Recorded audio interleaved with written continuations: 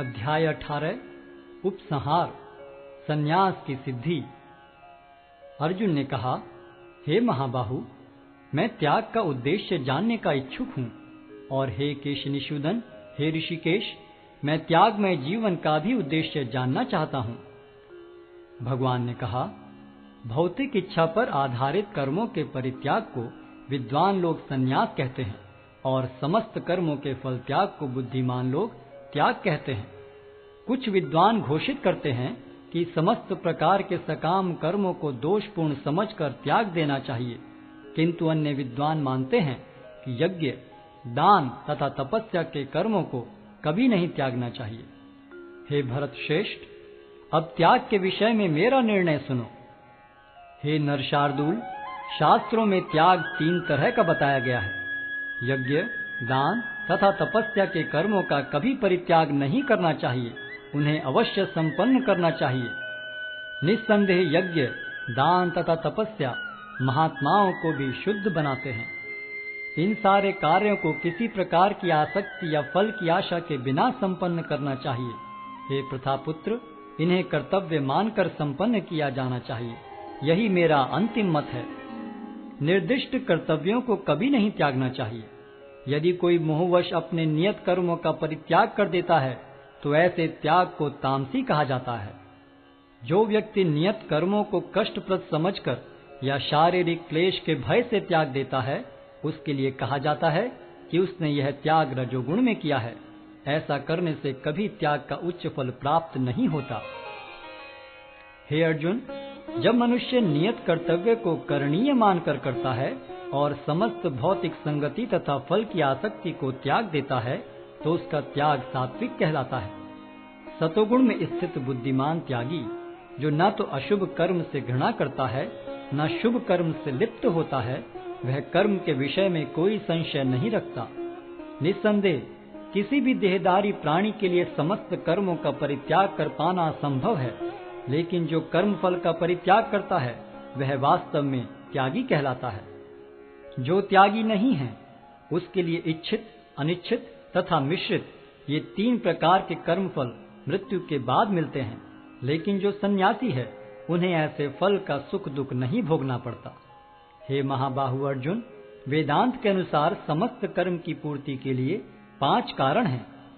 अब तुम इन्हें मुझसे सुनो। कर्म का स्थान शरीर, कर्ता, विभिन्न इंद्रियां, अनेक प्रकार की चेष्टाएं तथा परमात्मा, ये 5 कर्म के कारण हैं। मनुष्य अपने शरीर, मन या वाणी से जो भी उचित या अनुचित कर्म करता है, वह इन 5 कारणों के फलस्वरूप होता है। अतएव जो इन 5 कारणों को न मानकर अपने आप को ही एकमात्र कर्ता मानता है, वह निश्चय ही बहुत बुद्धिमान नहीं होता और वस्तुओं को सही रूप में नहीं देख सकता। जो मिथ्या अहंकार से प्रेरित नहीं है, जिसकी बुद्धि बंधी नहीं है, वह इस संसार में मनुष्यों को मारता हुआ भी नहीं मारता, न ही वह अपने कर्मों से बंधा होता है। ज्ञान, ज्ञेय तथा ज्ञाता, ये तीनों कर्म को प्रेरणा देने वाले कारण हैं। इंद्रियां, कर्म तथा कर्ता, ये 3 कर्म के संघटक हैं। प्रकृति के 3 गुणों के अनुसार ही ज्ञान, कर्म तथा कर्ता के 3 भेद हैं। अब तुम मुझसे इन्हें सुनो। जिस ज्ञान से अनंत रूपों में विभक्त सारे जीवों में एक ही अविभक्त आध्यात्मिक प्रकृति देखी जाती है, उसे ही तुम सात्विक जानो। जिस ज्ञान से कोई मनुष्य विभिन्न शरीरों में भिन्न भिन्न प्रकार का जीव देखता है, उसे तुम राजसी जानो। और वह ज्ञान जिससे मनुष्य किसी एक प्रकार के कार्य को, जो अति तुच्छ है, सब कुछ मानकर सत्य को जाने बिना उसमें लिप्त रहता है, तामसी कहा जाता है। जो कर्म नियमित है और जो आसक्ति, राग या द्वेष से रहित कर्मफल की चाह के बिना किया जाता है, वह सात्विक कहलाता है। लेकिन जो कार्य अपनी इच्छा पूर्ति के निमित्त प्रयास पूर्वक एवं मिथ्य अहंकार के भाव से किया जाता है, वह रजोगुणी कहा जाता है। जो कर्म मोहवश शास्त्रीय आदेशों की अवहेलना करके तथा भावी बंधन की परवाह किए बिना या हिंसा अथवा अन्यों को दुख पहुंचाने के लिए किया जाता है, वह तामसी कहलाता है। जो व्यक्ति भौतिक गुणों के संसर्ग के बिना अहंकार रहित संकल्प तथा उत्साह पूर्वक अपना कर्म करता है, और सफलता अथवा असफलता में अविचलित रहता है, वह सात्विक कर्ता कहलाता है। जो कर्ता कर्म तथा कर्म फल के प्रति आसक्त होकर फलों का भोग करना चाहता है तथा जो लोभी, सदैव ईर्ष्यालु, अपवित्र और सुख दुख से विचलित होने वाला है, वह राजसी कहा जाता है। जो कर्ता सदा शास्त्रों के आदेशों के विरुद्ध कार्य करता रहता है, जो भौतिकवादी, हठी, कपटी तथा अन्यों का अपमान करने में पटु है तथा जो आलसी, सदैव खिन्न तथा काम करने में दीर्घ सूत्री है, वह तमोगुणी कहलाता है। हे धनंजय, अब मैं प्रकृति के 3 गुणों के अनुसार तुम्हें विभिन्न प्रकार की बुद्धि तथा धृति के विषय में विस्तार से बताऊंगा, तुम इसे सुनो। हे प्रथापुत्र, वह बुद्धि सतोगुणी है, जिसके द्वारा मनुष्य यह जानता है कि क्या करणीय है और क्या नहीं है, किससे डरना चाहिए और किससे नहीं, क्या बांधने वाला है और क्या मुक्ति देने वाला है। हे प्रथापुत्र, जो बुद्धि धर्म तथा अधर्म, करणीय तथा अकरणीय कर्म में भेद नहीं कर पाती, वह राजसी है। जो बुद्धि मोह तथा अहंकार के वशीभूत होकर अधर्म को धर्म और धर्म को अधर्म मानती है और सदैव विपरीत दिशा में प्रयत्न करती है, हे पार्थ, वह तामसी है। हे प्रथापुत्र, जो अटूट है, जिसे योगाभ्यास द्वारा अचल रहकर धारण किया जाता है और जो इस प्रकार मन, प्राण तथा इंद्रियों के कार्यकलापों को वश में रखती है, वह धृति सात्विक है। लेकिन हे अर्जुन, जिस धृति से मनुष्य धर्म, अर्थ तथा काम के फलों में लिप्त बना रहता है, वह राजसी है। हे पार्थ, जो धृति स्वप्न, भय, शोक, विषाद तथा मोह के परे नहीं जाती, ऐसी दुर्बुद्धिपूर्ण धृति तामसी है। हे भरत श्रेष्ठ, अब मुझसे 3 प्रकार के सुखों के विषय में सुनो, जिनके द्वारा बद्ध जीव भोग करता है और जिसके द्वारा कभी कभी दुखों का अंत हो जाता है। जो प्रारंभ में विष जैसा लगता है, लेकिन अंत में अमृत के समान है, और जो मनुष्य में आत्म साक्षात्कार जगाता है, वह सात्विक सुख कहलाता है। जो सुख इंद्रियों द्वारा उनके विषयों के संसर्ग से प्राप्त होता है और जो प्रारंभ में अमृत तुल्य तथा अंत में विष तुल्य लगता है, वह रजोगुणी कहलाता है। तथा जो सुख आत्म साक्षात्कार के प्रति अंधा है, जो प्रारंभ से लेकर अंत तक मोह कारक है और जो निद्रा, आलस्य तथा मोह से उत्पन्न होता है, वह तामसी कहलाता है। इस लोक में, स्वर्ग लोकों में या देवताओं के मध्य में कोई भी ऐसा व्यक्ति विद्यमान नहीं है जो प्रकृति के 3 गुणों से मुक्त हो। हे परंतप, ब्राह्मणों, क्षत्रियों, वैश्यों तथा शूद्रों में प्रकृति के गुणों के अनुसार उनके स्वभाव द्वारा उत्पन्न गुणों के द्वारा भेद किया जाता है। शांति प्रियता, आत्मसंयम, तपस्या, पवित्रता, सहिष्णुता, सत्यनिष्ठा, ज्ञान, विज्ञान तथा धार्मिकता, ये सारे स्वाभाविक गुण हैं जिनके द्वारा ब्राह्मण कर्म करते हैं। वीरता, शक्ति, संकल्प, दक्षता, युद्ध में धैर्य, उदारता तथा नेतृत्व, ये क्षत्रियों के स्वाभाविक गुण हैं। कृषि करना, गोरक्षा तथा व्यापार वैश्यों के स्वाभाविक कर्म हैं और शूद्रों का कर्म श्रम तथा अन्यों की सेवा करना है। अपने अपने कर्म के गुणों का पालन करते हुए प्रत्येक व्यक्ति सिद्ध हो सकता है। अब तुम मुझसे सुनो कि यह किस प्रकार किया जा सकता है। जो सभी प्राणियों का उद्गम है और सर्वव्यापी है, उस भगवान की उपासना करके मनुष्य अपना कर्म करते हुए पूर्णता प्राप्त कर सकता है। अपने वृत्तिपरक कार्य को करना, चाहे वह कितना ही त्रुटिपूर्ण ढंग से क्यों न किया जाए, अन्य किसी के कार्य को स्वीकार करने और अच्छी प्रकार करने की अपेक्षा अधिक श्रेष्ठ है। अपने स्वभाव के अनुसार निर्दिष्ट कर्म कभी भी पाप से प्रभावित नहीं होते।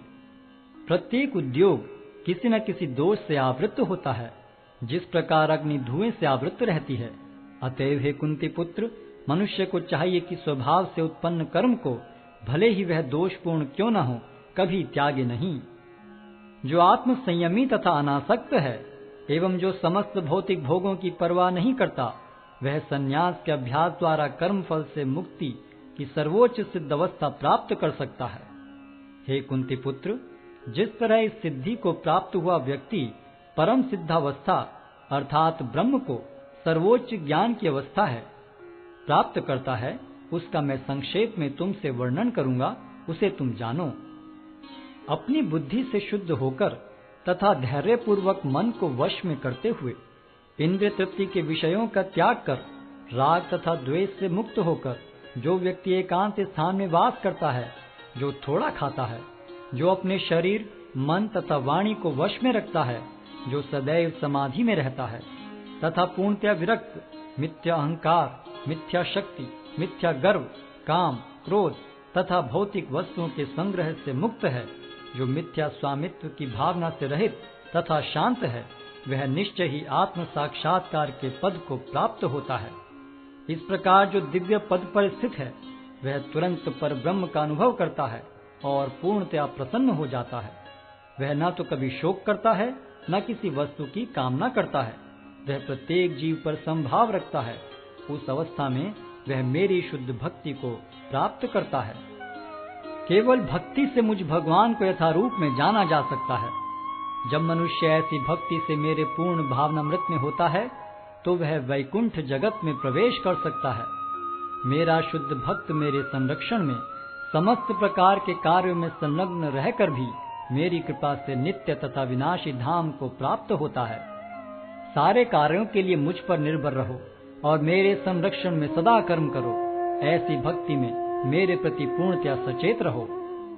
यदि तुम मुझसे भावना भावित होगे, तो मेरी कृपा से तुम बद्ध जीवन के सारे अवरोधों को लांघ जाओगे। लेकिन यदि तुम मिथ्या अहंकारवश ऐसी चेतना में कर्म नहीं करोगे और मेरी बात नहीं सुनोगे, तो तुम विनष्ट हो जाओगे।